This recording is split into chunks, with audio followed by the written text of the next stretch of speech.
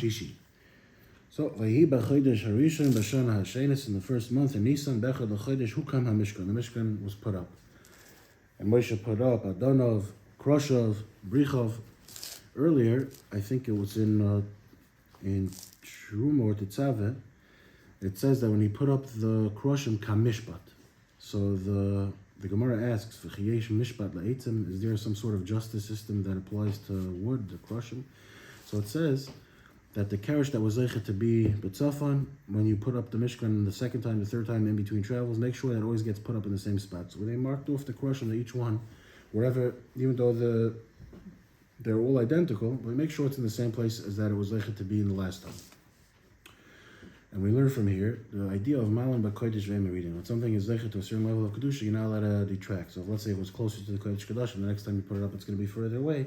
It's like you're detracting from its kedusha. So this is all legabe when you have a whole bunch of things. But let's say in one thing itself, the poskim want to know if let's say take the keresh itself. If let's say is the higher part, does that have more sanctity than the bottom part? So when you put it up the next time, if let's say you put it up upside down, is that considered going down in kedusha? So there's an Aliyah Rabbah who brings from his grandfather. He wants to bring a very interesting raya from Yaakov Avinu. Yaakov Avinu in Parshas Vayetze, when he ran away from Esav, it says he went to the Makam HaMikdash. He put to where 12 rocks. He surrounded himself with rocks. He put his head down on one of the rocks. And all the rocks were fighting the tzaddik. We want the tzaddik. His head should be on us. His head should be on us. Hashem made an ace that they all joined together. So the Aliyah Rabbah, b'shem his grandfather, asks, I don't understand. Even if all the rocks joined together, his head was still only the same. It was on the same space of rock, but all of them were jutting out.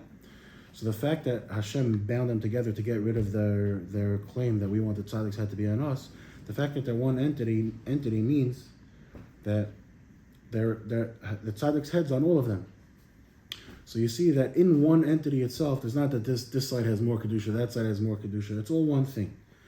Now it happens to be la halacha. It's a beautiful raya, but I think the poskim throw it out. They don't hold like that la halacha.